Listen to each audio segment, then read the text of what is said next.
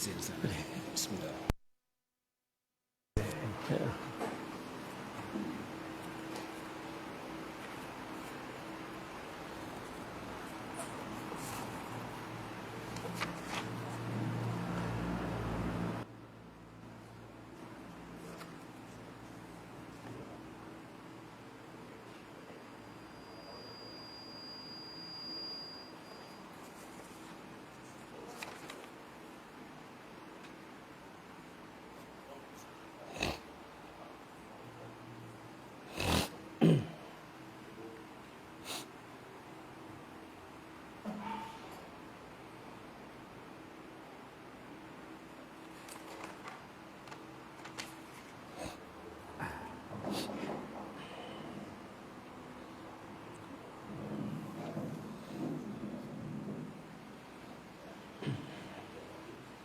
Assalamualaikum warahmatullahi wabarakatuh.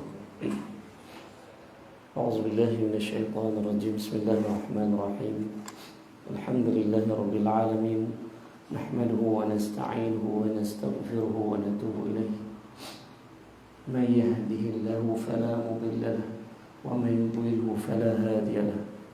Asyhadu an la ilaha illallah wahdahu la syarika lahu وأشهد أن محمدا عبده ورسوله أرسله بالهدى ودين الحق ليظهره على الدين كله ولو كره المشركون. اللهم صل على سيدنا محمد وعلى آله وصحبه أجمعين.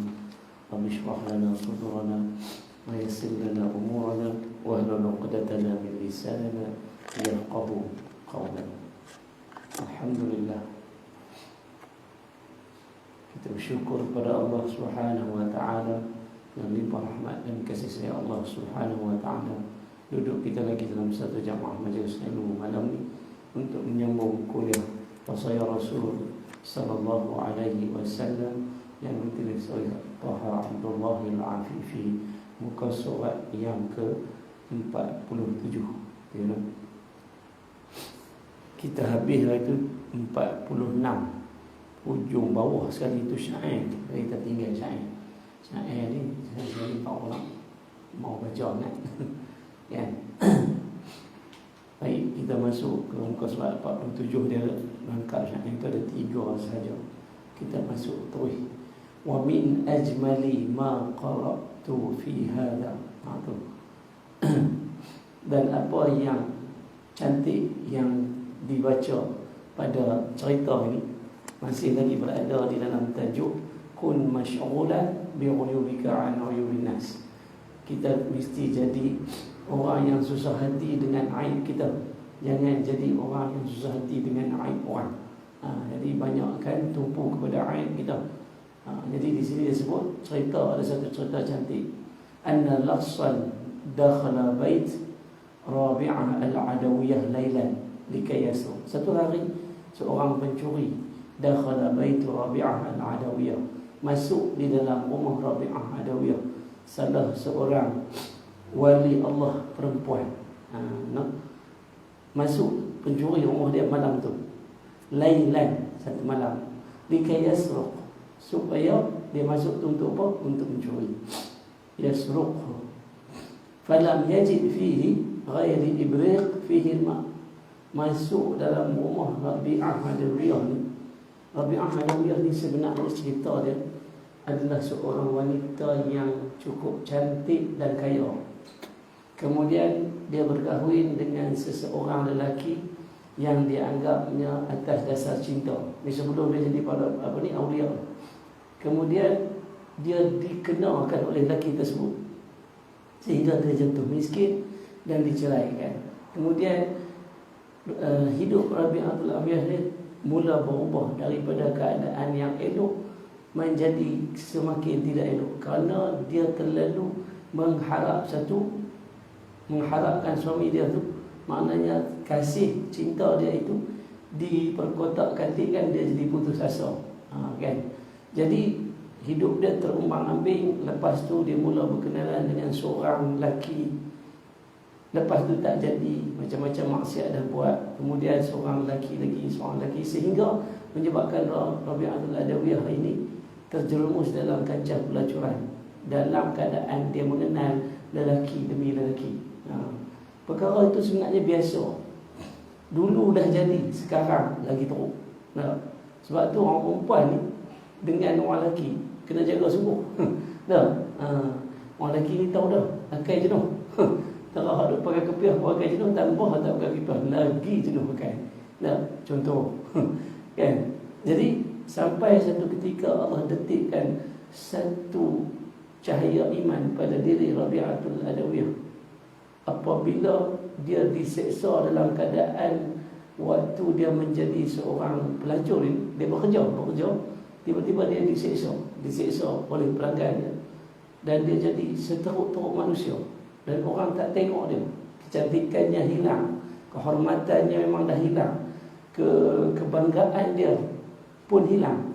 Maka dia duduk satu hari, Allah titipkan pada satu hari dalam diri dia keimanan yang cukup utuh. Kan? Sehingga dia balik ke rumah yang usang itu, rumah ni lah, kan? Mula untuk bertaubat dan mendekatkan diri kepada Allah SWT dan berkhalwah setiap hari dalam hidupnya. Sehingga kan dia diangkat menjadi para awliya, bersama-sama duduk dengan para awliya.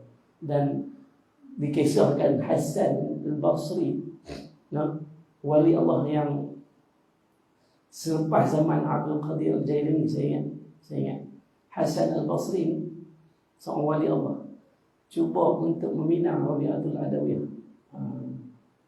Apa Rabi'atul Adawiyah jawab? Wahai Hasan Basri, kaedah peminangan ni pun hebat-hebat para awliya. Kan? Rabi'atul Adawiyah ni apabila satu hari Hasan Basri nak pergi meminang juga, dia tak mau. Satu hari jumpa Rabi'atul Adawiyah ni duduk berjalan tepi pantai dalam keadaan, saya ingat masuk waktu sama ada waktu asar atau zuhur, saya tak pasti, tapi rasanya asar. Baik, bila berjalan Hasan Basri tengok ada Rabi'atul Adawiyah, dia bagi salam, dia hampak sejadah atahiyat. Kan? Sembahyang atahiyat dia. Rabi'atul Adawiyah tengok Hasan Basri hampak sejadah, ni cerita di kisah dia. Hampak sembahyang atahiyat. Rabi'atul Adawiyah bermakmumkan, maknanya mengimam, dia jadi makmum, Hasan Basri jadi imam, dia hampak sejadah dia atahiyat. Kan?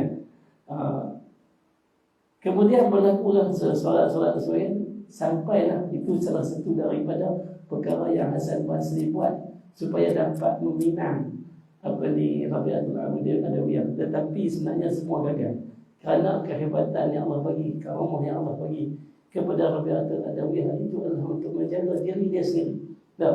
Jadi sentiasa apabila Hasan Basri ada sesuatu karamah yang dia ingin tunjukkan kepada Rabi'atul Adawiyah, tetapi dia seolah-olah macam dikalahkan oleh Rabi'atul Adawiyah. Sehingga Rabi'atul Adawiyah kata, aku bukan tidak mencintaimu wahai Hasan Basri, tetapi aku takut kalau engkau berada di dalam hati aku, nescaya Allah akan tolong kamu. Sampai apa sekali. Itu sebab yang dia diangkat menjadi seorang wali yang pertama, kan? Wali Allah yang masyhur dan diiktibar sebagai wali Allah yang perempuan. Maka falam yajid fihi ghairi iblis. Nak cerita kata Rabi'atul Adawiyah ni seorang perempuan yang apabila diangkat menjadi wali Allah, dunia dia tak mau lah. Bukan setakat dunia, lelaki pun dia tak mau lah. Dan harta benda pun dia tak mau. Maka diceritakan dia duduk di dalam rumah usang dia tu sampai apa pun tak ada. Masuk pencuri yang dia jumpa, ibriq fihi ma, cerek dalam dia dayak. Ibriq ni kita panggil bukan cerek, teko. Teko tu dalam cap susu teko tu kan. Teko tu dalam tu ada dayak. Falamma arada al-khuruj, bila pencuri tak ada tengok, tak ada apa-apa nak masuk, dia tak tahu dia masuk rumah siapa. Kan. Tapi bila dia tengok masuk-masuk tak ada apa nak curi, maka dia pun nak keluar. Arada al-khuruj, nak keluar. Qalat lahu, Rabi'atul Adawiyah waktu tu dikisahkan tengah solat. Maka habis saja dia bagi salam, tengok seorang lelaki tu nak keluar. qalat lahu 'indama ra'athu yatasalsal ila al-bab. Maka Rabi'atul Adawiyah lepas habis salam tu dia tengok kaum tu terjinjing yatasalsal nak keluar daripada pintu. Mencuri. Jarang ada mencuri masuk lindai dia tak. Dia mesti ni penyusup betul. Disebut. Maka Rabi'atul Adawiyah panggil, ya hada, wahai manusia, in kunta minal adkiya fala takhruj bi ghairi syai'. Kalaulah, kata Rabi'atul Adawiyah, kalaulah engkau ini tergolong daripada orang yang pandai, adkiya, jangan keluar, la takhruj, dengan tidak membawa apa-apa. Nak bawa apa, mau dia kena apa? Tapi itu kata Rabi'atul Adawiyah. Faqala las, maka katalah si pencuri tadi, inni lam akhadha syai'an. Kata pencuri, Rabi'atul Adawiyah kata, kalau kamu nak keluar, takkan nak keluar kosong. Kalau kamu cerdik, kan, ambillah sama sedikit. Ada orang tua rumah kata begitu. Kan, kita kalau pencuri masuk, nampak pencuri, boleh kayu. Ni dia habak apa? Ambillah apa-apa sikit. Kalau cerdik takkan nak keluar kosong. Pencuri jawab, aku tak ambil apa-apa pun. Rabi'atul Adawiyah tak tuduh apa-apa pun. Nak kata orang takut. Bila buat salah, dia mengaku. Kata dia tak ambil apa-apa pun. Faqalat lahu, maka katalah Rabi'atul Adawiyah pada dia, ya miskin, wahai seorang yang miskin. Maksud miskin di sini adalah kita. Semua manusia itu sebenarnya miskin. Kaya pun miskin, miskin pun miskin. Ada kereta pun miskin, tak ada kereta pun miskin. Rumah ada pun miskin, tak ada rumah pun miskin. Lagi miskin kalau tak ada amal ibadah. Tidak. Pasal hak semua yang kita ada tu, semua bukan hak kita, kita tinggal belakang. Tak. Cerita dia mati. Kan? Jadi sebab tu dah disebut apa? Ya hada, ya miskin. Dipanggil orang tu, wahai hamba, wahai manusia, wahai orang yang miskin. Tawaddu'an bihadal ibrik. Wa adkhil fi hadhihi al-hujrah. Mai dia kata, ambil ibrik, cerek yang tu ada ayak ni, uduklah dengan cerek ni. Tak ada kosong nak bawa balik apa. Nak keluar daripada pintu tu apa tak ada apa. Lari mai ambil ayak ni, mai ambil uduk dengan ayak yang ada dalam cerek ni, kemudian masuklah dalam bilik, ada bilik rumah dia, hujrah. Wa shalla raka'atain, kemudian solatlah 2 rakaat. Kita kalau mencuri masuk kata puih. Nah, ni dia suruh mai ambil uduk, masuk dalam bilik tu, solat 2 rakaat. Fa innaka ma takhruja illa bi syai'. Sesungguhnya kalau kau keluar nanti, kau tak bawa pi ataupun kau tak keluar tangan kosong. Kenapa? Keluar kau tadi, kalau kau dah solat 2 rakaat, kau bawa pahala wudu, kau bawa pahala 2 rakaat. Nampak? Tu hebat tu. Kalau pencuri masuk suruh sembahyang. Taubat tak boleh. Itulah dia nak kata wali Allah. Dia tak takut dalam keadaan dia perempuan. Pasal apa? Salah satu daripada cerita dikisahkan daripada Rabi'atul Adawiyah, orang anak-anak murid dia, satu hari dia duduk sembahyang juga. Tiba-tiba ada satu penjahat nak tikam dia. Tengah dia duduk dalam keadaan bertasyahud, tahiyat yang terakhir. Sama juga yang ni pun, pencuri masuk dia duduk dalam tahiyat yang terakhir. Bila nak tikam, pisau itu tidak turun walau ditekan. Tu kata apa ni, Allah jaga. Boleh tak Allah jaga kita? Sebenarnya memang kita ni Allah jaga dah. Hak sakit tu saja Allah manja-manja. Kan? Duk jaga dah. Cuma kita tak rasa pasal kita jarang duduk sat, zikir banyak-banyak, biar bagi lama. Betul tak? Habis-habis solat pun mangkit lah. Jeluh ke tadi, tak main tak apa. Minta maaf dia lewat tadi pasal jam pergi makan. Oh, kalau dia hari Jumaat hujan-hujan. Maka duduk beruzlah, duduk berkhalwah akan mendekatkan diri kita kepada Allah. Sebenarnya dah dekat dah diri kepada Allah tu. Cuma dengan uzlah dan khalwah itu menyebabkan kita sendiri rasa bahawa kita itu dekat dengan Allah. Hari ini kadang-kadang kita tak nak rasa dekat. Tak. Dalam angkat takbir kita bercampur-campur fikiran. Ya. Angkat takbir kita macam-macam masuk dalam otak. Allahu Akbar. Ustaz pakai baju baru, duduk belakang. Baik tu Ustaz pun masuk dalam otak dia. Baik. Fafa'ala las ma amartahu bih, ma amarathu bih. Maka pencuri tadi pun semayanglah seperti mana yang disuruhkan oleh, melakukanlah perkara yang disuruhkan oleh Rabi'atul Adawiyah padanya. Falamma qama yusalli, apabila dia duduk berdiri nak solat, rafa'at Rabi'ah basaraha ila as-sama'. Dalam keadaan lelaki tadi bersolat, Rabi'atul Adawiyah meninggikan kepalanya. Dia mendongak ke langit. Wa qalat, kata Rabi'atul Adawiyah. Nampak? Di antara orang yang khusyuknya dalam amalan Rabi'atul Adawiyah dengan orang yang baru nak beramal.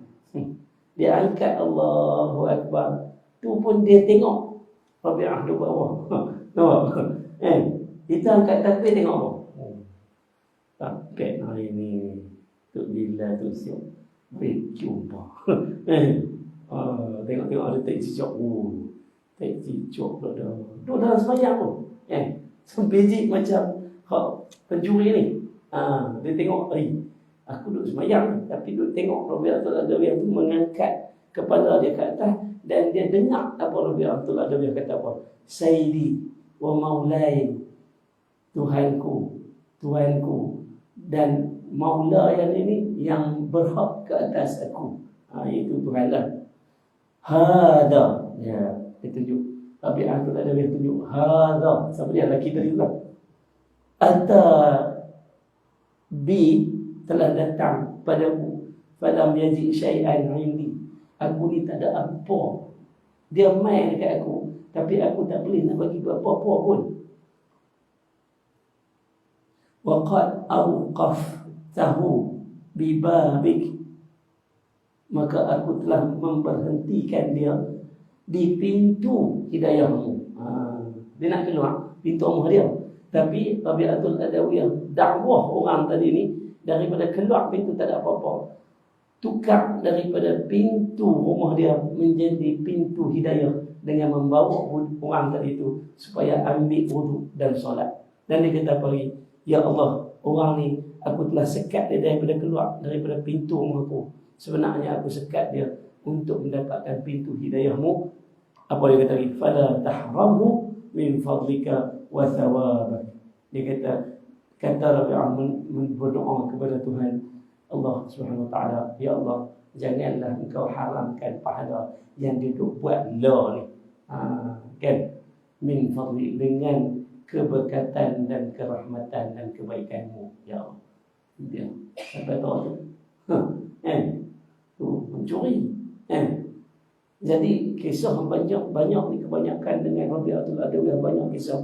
Banyak orang nak buat tak baik kepada dia, tiba-tiba jadi bertukar kepada orang yang bagus, baik, beriman dan menjadi anak murid Rabi'atul Adawiyah.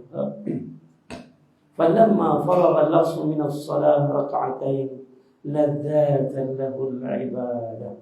Apabila selesai sahaja pencuri tadi menunaikan solat 2 rakaat, maka dia merasakan kenikmatan beribadah. Masya-Allah. 2 rakaatnya. Nah, kita nak rasa 2 rakaat yang diangkat oleh Allah Subhanahu Wa Taala puas itu bila latihlah di waktu malam. Apabila bersendirian. Kadang-kadang orang takut nak sembahyang seorang. Nah, pasal apa? Angkat takbir dia terbayang, pegang Allah, pegang Allah. Ramai-ramai terbang kena belakang pun dia kata orang cuit ke. ada orang dekat. Kan? Agak-agak mari nak main-main masjid di malam-malam. Buat tahajud tu tak. Okey, tak jumpa jalan balik, tak tahu lagi. Kita dulu ada satu contoh Indonesia. Seorang alim tu. Cerita Indonesia kadang-kadang huduh cerita pun ada tu. Tak logik pun ada tu. Dia tengah seorang alim tu masuk duduk semayang tahajud pukul 3 pagi di surau dia. Di surau, dia singgah satu surau. Dia semayang-semayang, tiba-tiba ada orang tepuk belakang. Tak kuku panjang. Bam. Angkat takbir. Allahu Akbar. Dia dengar bunyi. Salah satu daripada perkara yang saya kata buruk cerita. Ada orang takbir jin huduh subuh. Kuku panjang semayang. Muhur terus, tobat dah muhur. Pasal jin pun, walaupun kita Rasulullah SAW sebut jin ni sejahat, katanya sejahat-jahat, sebaik-baik dia sejahat-jahat manusia. Tapi yang ada yang Rasulullah dengar daripada Jibril bahawa sekumpulan jin telah beriman kepadamu wahai Muhammad, maka jin-jin tersebut telah jadi baik elok pun. Tak adanya nak semayang kuku panjang muhur. Kan? Lepas tu pula bila dia bagi salam, Assalamualaikum, ni berderet ni dengan luka sini, berdarah sini, tak ada orang semayang ada darah. Jin pun muhur. Kita tengok contoh tu takut terus. Bangkit malam tak berani. Dah semua. Ada orang tak berani bangkit malam. Dia kata takut tak? Tak pergi tengah-tengah takbir duduk belakang. Dia pergi dah duduk belakang pun. Saya cerita dulu. Kami semayang di Lantai Mengkuang. Pernah saya cerita? Ada saya cerita. Kami buat perkemahan untuk pengakap. Ada 7 orang dan seorang cikgu di Lantai, di Kedah tu. Lantai apa saya tanya. Tapi dia naik, dia nak masuk ke dalam hutan. Dia naik titi. Kami waktu kami sampai tu pukul 6.30 petang. Bila kami naik titi tu, saya naik lambat. Member beratok kat titi ni. Beratok. Dia tengok. Dia pun tengok bawah. Apa siapa? Titi dah bawah daya. Cerunan tu. Dia tengok buyur. Oh, buyur apa? Kita mana ada buyur dalam ni. Buyur naik belum push. Lepas tu lepas nak tengok tu, kami pun pilah di hujung sekali melepasi ada surau satu dalam latar di Kedah. Lepas tu kami lepas tu, habis tu kami pasang-pasang kemah. Selesai kemah, masuk maghrib. Pakai lawan, pakai baju. Mandi apa semua dekat situ. Pergi masjid semayang. Tak tahu ni 7 orang. Rupanya saya yang camping di situ dengan cikgu tu. Cikgu tu tak pergi semayang pasal dia duduk dekat kemah, dia nak jaga kemah. Dia semayang sana, dia tak apa. Kami pergi. Kan? Pergi. Lepas puan azan kawan saya azan. Dia tahan jadi imam. Kita pun tak apa lah. Kan? Duduk sebelah agama. Kan? Rakaat yang pertama amin tu, satu hutan amin. Saya tak boleh baca surah lepas tu. Terdiam. Lama terdiam, baru teringat Allah tu ada. Mula baca surah. Rakaat kedua bangkit, amin pula. Allah kata dalam hati, Masya Allah, kami 7 orang kan. Melambak amin ni, satu hutan amin. Saya ingat dalam hati kali kedua tu saya rasa saya je kot dengar. Tak apa. Habislah. Bagi salam. Assalamualaikum warahmatullahi. Muka memang pucat sebelah kanan. Assalamualaikum warahmatullahi. Lagi hari pucat. Semua geng-geng ngaji ni bukan tak mengaji kan. Pucat. Lepas tu dia hangus. Lepas hangus, kita pun kan? Zikir macam biasa. Zikir yang kita tahu Tuhan tu ada. Tak apa, zikir. Start sampai ilahi Rabbana subhanallah. Subhanallah. Subhanallah. Subhanallah. Kiri kanan surah. Masya-Allah. Alhamdulillah. Alhamdulillah. Satu tak. Saya tengok sikit saya balik. Dia pun habis baca doa senyap sunyi. Saya tanya, kalau kita balik sekali pergi cemok, kita tak main dah sebenarnya jemaah. Nah, kawan-kawan kata betul. Kita tunggu. Nah, baca Al-Quran di sini, tunggu sampai masuk Isyak. Alhamdulillah, semayang Isyak tenang, setenang-tenang. Tak ada apa lagi saya. Dia nak tengok je. Tu nak abang kata, mangkit malam ni, jangan takut piak-pi dah duduk belakang pun. Mak-mak kalau nampak tu, balik dia. Ni yang duduk belakang, duduk belah kanan ni. Orang duduk abang dia. Bagi duduk dia duduk. Kalau itu. Rupa-rupanya yang kami tengok buih waktu kami sampai tu, pagi esoknya baru tahu. Pada pukul kami habis main subuh tu, tak tahu lagi. Mereka angkat tu subuh, budak tenggelam di situ mati. Hak buih yang kami duduk tengok petang tadi tu. Masya Allah. Mereka cari-cari pagi tu jumpa dalam pukul 10 tu, 9 macam tu saya. Lepas subuh tu. Dia kami punya kemah dulu jom tu jalan masuk. Jadi bila habis aktiviti lepas subuh tu, selesai semua dah, kita main-main tengok baru orang duduk cerita ni ada budak mati semalam ni baru dipakat. Masya Allah. Hak kami duduk tengok tu hak berbunyi, kita pun tak baca kan? Jadi begitu. Nak kata macam mana semayang malam tu dia merapatkan diri kepada Allah. Dan yang mai duk mengganggu tu, jangan kita sangka dia Tuhan tu. Nah, makhluk Allah yang ghaib ni lama termasuklah malaikat. Malaikat. Entah malaikat saja je mai. Mai duduk sebelah. Kita duk bajet mai malaikat comel. Macam Hindustan tu tau. Putih. Malaikat ni kalau nampak muka dia, pensan 2-3 kali, habis 3-4 kali pensan, tengok pensan lagi. Nampak kata rupanya Allah jadikan malaikat secara nur ni, Masya Allah. Kan, tak terbayang. Jibril saja pada waktu dia mengajar Rasulullah SAW solat, kata Nabi SAW, aku lihat Rasul Jibril solat dalam pada ketika dia mengajarku solat, kaki dia pun nampak duduk di bawah lantai ni. Rasulullah duduk atas gua Hira. Kaki Jibril duduk di tanah tu dia nampak. Badan waktu dia berdiri tu, separuh pinggang saja yang aku nampak. Kat atas aku tak nampak. Gelap. Nampak?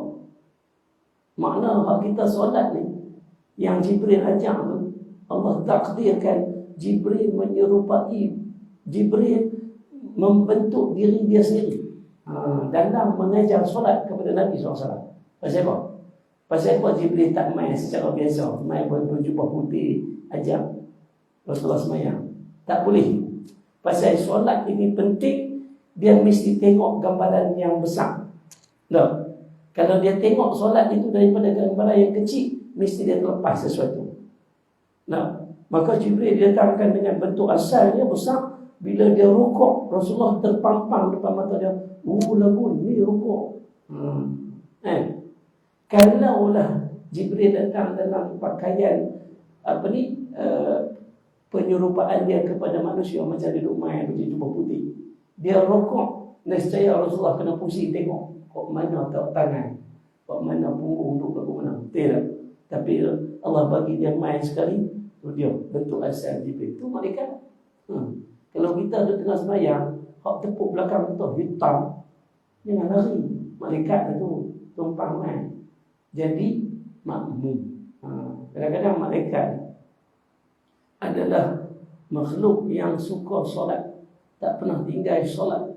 Jadi bila dia berada dengan orang-orang yang bersolat, dia singgah tengok-tengok orang solat, dia akan solat.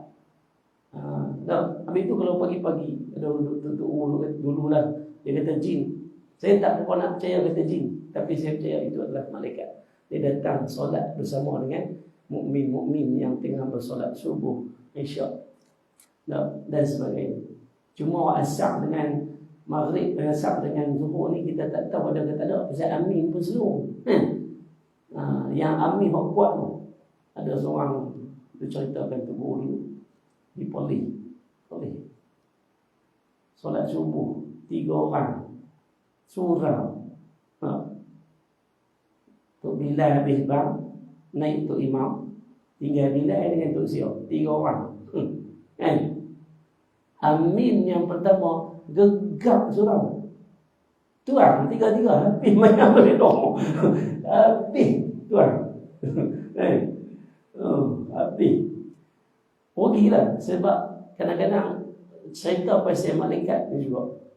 Pasal jin kan di Mesir tu ada cerita pasal jin. Jin di Mesir ni kalau dia suka duduk di tempat-tempat kosong yang orang tak duduk. Kan? Satu hari dia duduk kena, ceritanya panjang jin. Tak cerita. Kan?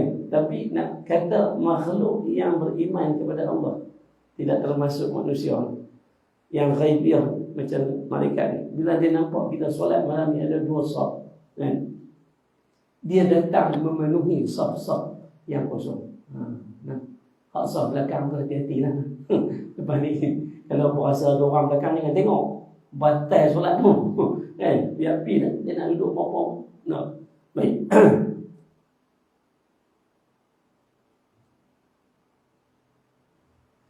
Fama bariha yusalli ila akhir al-lail. Maka dengan kelazatan yang dia rasa solat 2 rakaat tadi, pencuri tadi tu, maka dia terlupa bahawa dia duduk di rumah Rabi'atul Adawiyah. Dia menyambung solat sehingga akhir malam. Falamma kana waqtu sahar dakhalat alaihi Rabi'ah. Apabila dia solat rupanya akhir lail tu dah sampai waktu bersahur. Maksudnya nak sebut kata waktu di antara nak masuk subuh. Kan? Maka masuklah Rabi'atul Adawiyah dalam bilik tadi tu. Fawajadathu sajidan. Rabi'atul Adawiyah melihat dia sedang bersujud, masih bersolat dan sedang bersujud. Wa huwa yaqulu fi sujudihi. Dan Rabi'atul Adawiyah nampak, dengar dia sebut di dalam sujud dia tu, mu'atiban nafsah, menyesal keadaan diri dia sendiri. Ini apa sebutan tu dalam syair. Idza ma qala li rabbi amma istahaitu ta'assini. Kalaulah tidak berkata kepadaku, terdetik kepadaku tentang Tuhanku, sesungguhnya aku takkan pernah malu dengan maksiat yang aku lakukan. Istahaita, aku seolah macam tu kata nak terjemah saya ni. Istahaitu ta'assini. Maksiat yang aku lakukan itu seolah-olah meminta supaya aku ni, fulan, malulah. Tu. Dah sampai macam tu, dia rasa menyesal dengan apa yang telah dia lakukan. Wa takhfi zambi min khalqi wa bil 'isyani ta'tini. Maka aku rasa malu dan aku sembunyikan dosa-dosa aku di belakangku. Dosa-dosa yang telah aku lakukan dengan maksiat-maksiat sentiasa membayangiku. Walaupun dalam keadaan dia dah menyesal. Kita hari ini kita menyesal, kita buat sesuatu benda yang salah, kita akan sentiasa dibayangi dengan kesalahan-kesalahan tersebut, walaupun kita dah tahu bahawa kesalahan itu dah kita tinggal di belakang. Tapi Allah nak suruh kita ingat kesalahan itu supaya kita tidak mengulangi kesalahan-kesalahan yang sama. Itu pentingnya. Kadang-kadang bila kita rasa terjauh sikit, tersimpang sikit, ingatlah kesalahan-kesalahan lama. Orang tua kata yang keruh. Apa yang keruh? Patah kita tu apa? Yang buang yang keruh, ambil yang jenis. Lupa terus. hak kita buat tak elok tu. Tak? Maka kita tidak akan ada guideline untuk kita maju terus ke depan. Kita mesti juga simpan hak mana yang boleh kita, bila kita satu hari tersimpan sikit, maka jadikanlah yang keruh itu untuk kita menyesal dulu. Aku pernah begini, kenapa hari ini aku nak ulangkan kembali? Kena ada juga salahnya. Maka dia kata lagi, fama qawli lahu lamma yu'atibuni wa yuqsini, dan tidaklah kata-kataku ini hanya tinggal penyesalan yang aku kisahkan untuk diriku sendiri. Seolah-olah dalam sujud dia tu si lelaki kata, tak tahulah Allah ni dengar ke tak. Menyesal dia tu kan. Kita hari ni solat tu selesai, Assalamualaikum warahmatullahi, Assalamualaikum warahmatullahi, selesai. Pulang dapat sudah. Betul ya. Betul kan? Tu yang bangkit buih-buih tu. Kenapa? Waktu kata ulama tasawuf, apabila kita memberi salam yang pertama, sesallah bahawa kemungkinan amalan yang kita lakukan itu tidak diterima. Salam yang kedua, takutlah bahawa kemungkinan apa yang kita buat itu hanya sia-sia. Itu setiap kali kita bagi salam, kita kena ada penyesalan itu. Itu dalam tasawuf lah. Dalam fiqh ni semua sah dah.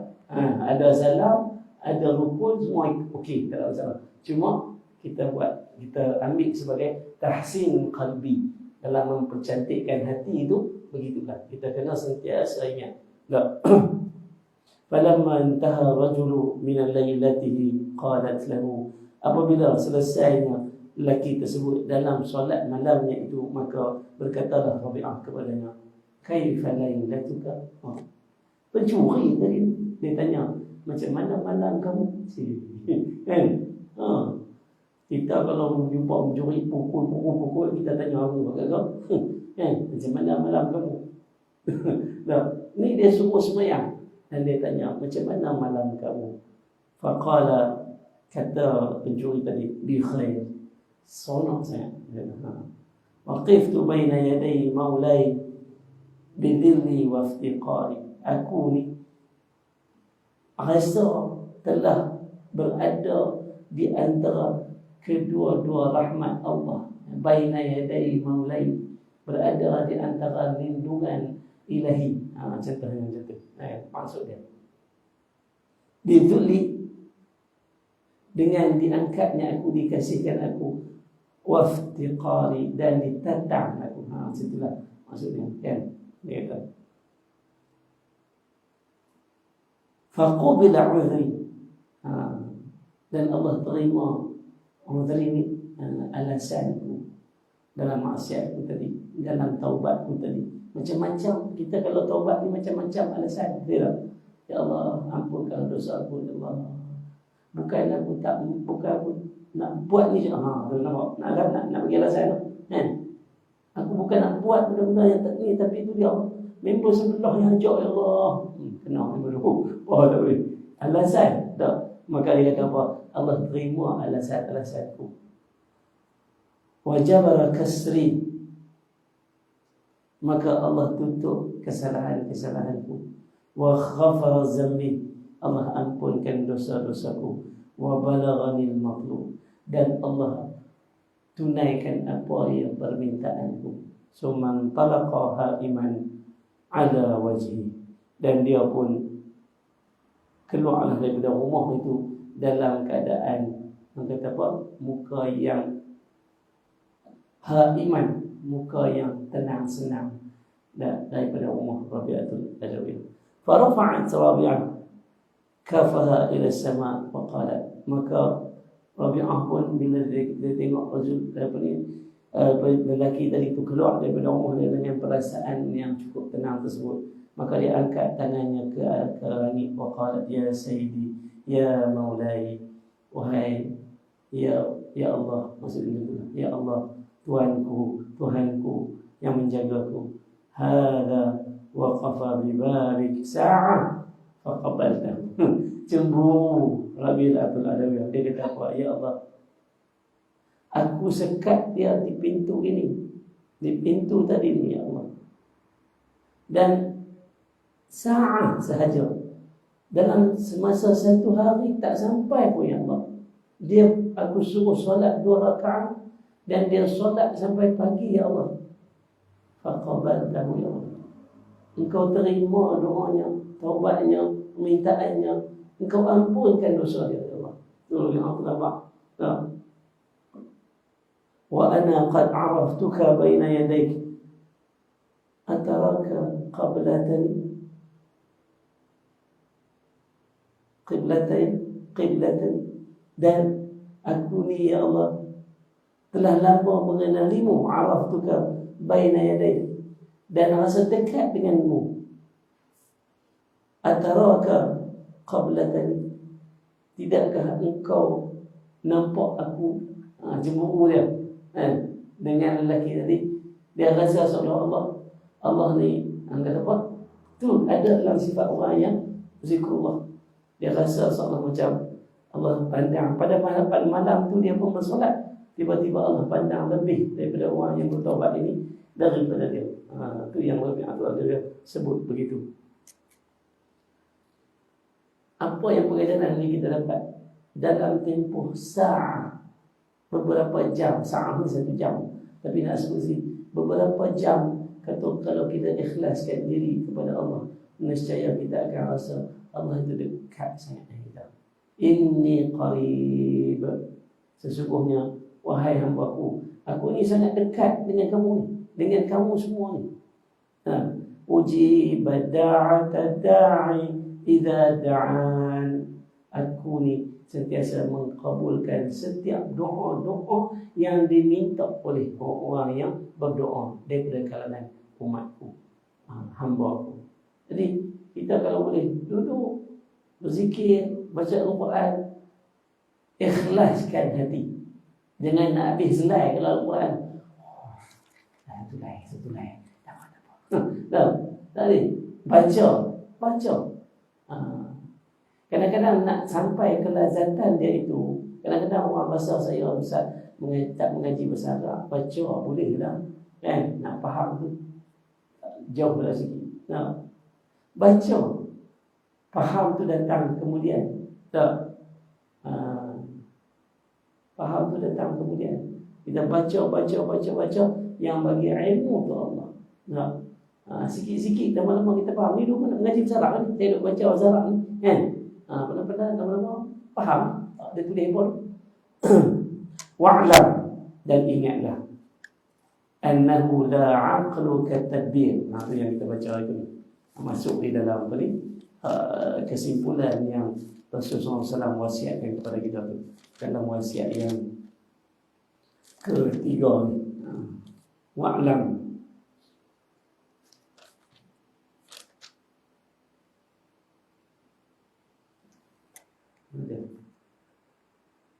la 'aqla katadbir wala war'a kal kafi wala hasbu ka husnul khuluq. Dia kata idza kana tadbir fil amri kama yaqulu ulama al-lughah, jika sesungguhnya mentadbir itu pada sesuatu perkara seperti mana kata ulama al-lughawi, ulama lughah, ulama bahasa, wan nazar, iaitu tadbir itu, pentadbiran itu adalah melihat ila ma ta'ula ilaihi aqibatahu, melihat tentang apa kesan daripada perbuatan tadbir itu, akibatnya. Maka fal-aqil min fikri fil amr, dan akal itu adalah yang terletak, yang digunakan untuk berfikir dalam perkara yang ditadbirkan tadi. Qabla an yaf'al ma la yahmadu iqabah, sebelum kita melakukan sesuatu, maka dia akan berlakulah, fikir dulu baru nak buat. Fakam minan nasi halaku bisababi hamaqi. Dia kata bagaimanalah banyaknya di kalangan manusia yang musnah disebabkan oleh hamaqatihim, kebodohan mereka. Itu yang Rasulullah kata tu, annahu la aqla katadbir. Sesungguhnya orang yang dia kata apa? Tidak ada, kalaulah nak sebut macam mana. Ini perumpamaan. La aqla katadbir maknanya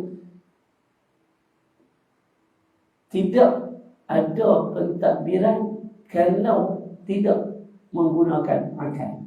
Faham? Maknanya kalau kita tak fikir betul-betul, kan, setiap perkara yang kita buat tu semua akan jadi rosak. Itulah yang katakan kitab kata banyaknya manusia musnah ataupun rosak disebabkan oleh hamaqatihim, kebodohan mereka. Bodoh bukan sebab tak ada ilmu, tapi bodoh itu sebenarnya tidak menggunakan fikiran selari dengan ilmu yang dipelajari. Tidak.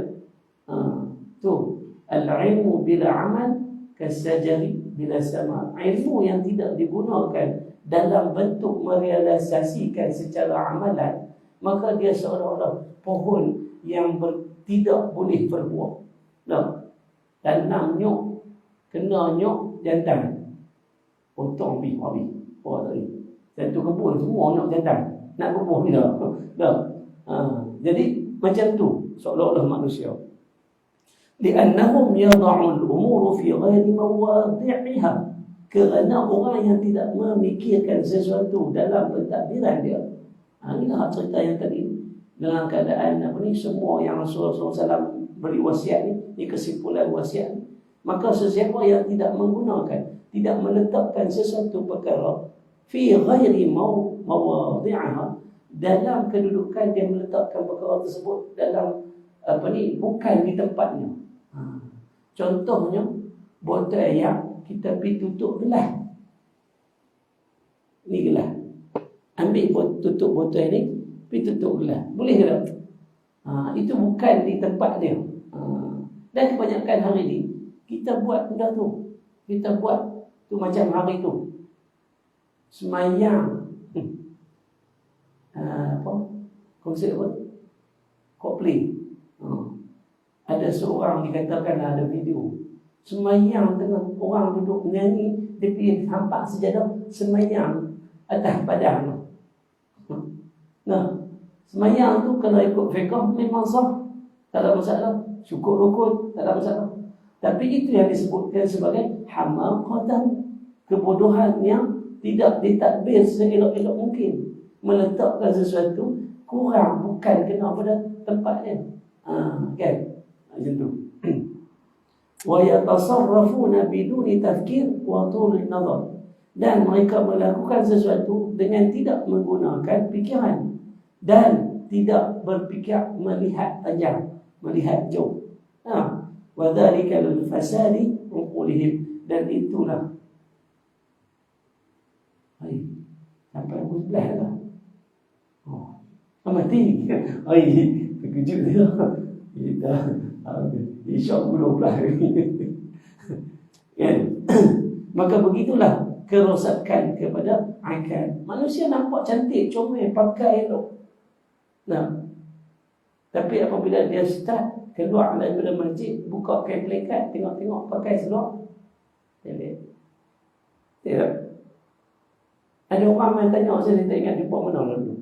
Waktu saya pergi duduk saya pergi mana.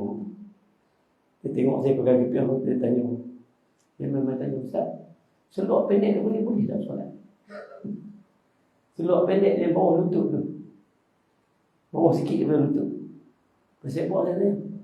Ada kalau kita sujud pun tak naik atas lutut dia. Tak naik ke sujud tengok. Dia dah sujud, dia tak nampak. Kepala lutut memanglah tekan seluar ada hak depan, betul tak? Tapi hak pelipat tu dia tak nampak. Bila kita kata apa tu, betul lah, betul. Nampak? Semayang pakai seluar pendek, tak mau konsentrate, tak mau konsentrate. Jenis ni macam-macam, banyak yang berlaku pada masyarakat kita. Dah. Allah bagi akal, kita kena fikir elok. Kan? Ada ilmu, kita guna elok. Kan? Qala Asma'i, telah berkata Al-Asma'i, qultu li ghulamin, telah aku kata kepada seorang budak, min abna'il Arab, daripada budak ini daripada keturunan Arab, ayyasaruka an yakuna laka 100,000 dirham wa annaka ahmaq. Dia tanya budak Arab ni, adakah senang bagi kamu untuk mendapatkan 1,000 dirham dalam keadaan kamu bodoh? Tanya si Asma'i ni kepada budak ni. Dan dia jawab, qal la wallah. Tidak, wallahi tak senang. Dia kata. Qultu, kenapa? Dia tanya balik kepada tu, pasal apa yang tak senang? Qal, kata budak tadi, akhafu an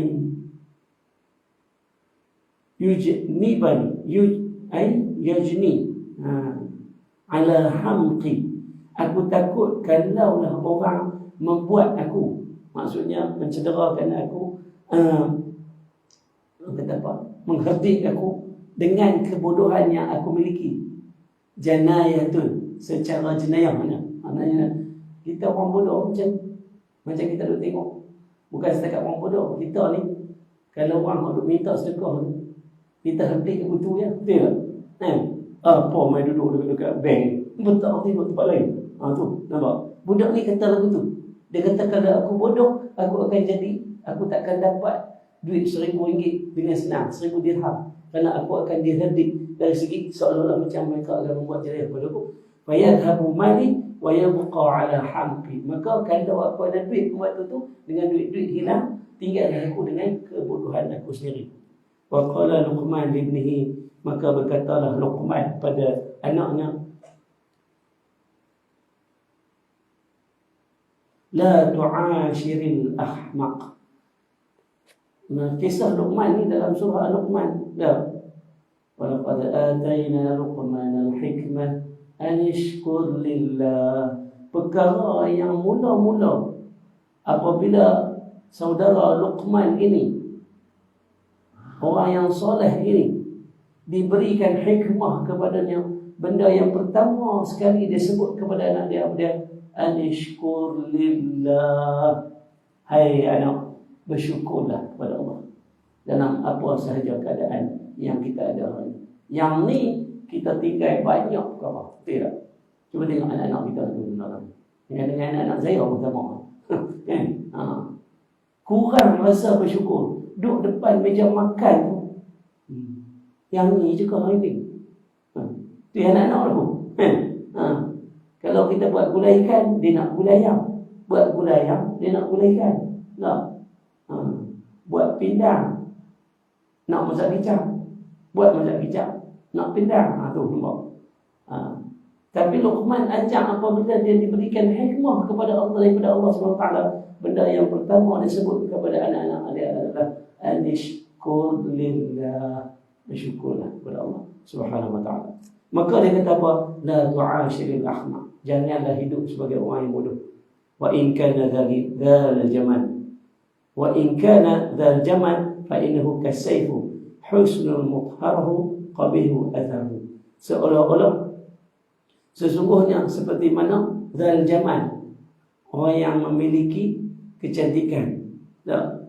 Wa in kana dzal jamal, kalaulah dia nak cantik pun, tapi kalau bodoh tak jadi. Cantik, hidung tinggi, gigi bersusun, kenyek nampak gigi. Kan, kampung tu dia semua anak kat dia kan. Tapi bodoh, mau naik basikal senyum seorang. Mau. Handsome.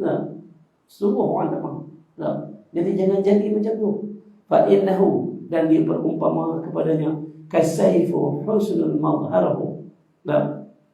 Satu bilah pedang dikikih cantik, husnul madharahu, cantik molik, kita nampak qabihu atharahu, kita guna pedang tu tetap tak makan, boleh pakai tak kalau Pakai lempak ke sungai ya. Nah, asah 2-3 kali sering. Nah, potong sayur pun tak boleh buat podam dulu. Buang lah. Ada betul perumpamaan orang yang bodoh tak ada akal tapi cantik. Tu dah orang dalam Facebook tu sebut apa? Kalau ada bodoh tu simpan sikit. Maksudnya apa dia? Maknanya mengaji lah. Kalau kita jahil, mengaji. Kalau kita ada ilmu, guna ilmu tu bertepatan dengan amalan yang kita nak buat. Gunakan fikiran untuk kita meletakkan sesuatu kena pada tempat dia. Apa tak kisah dalam apa? Jadi tak buat jauh. Masuk aja masuk ke dalam. Kita orang tak gila jauh semua pulau dah orang ni. Jalan tak jalan. Baik insya-Allah. Ada sikit lagi bab ni. Kalau saya habis ni lagi 19 tak apa kita sambung ni. Baru kita boleh masuk dalam wasiat yang keempat insya-Allah. Saya berhenti kat sini dulu sikit. Dan 1 bulan.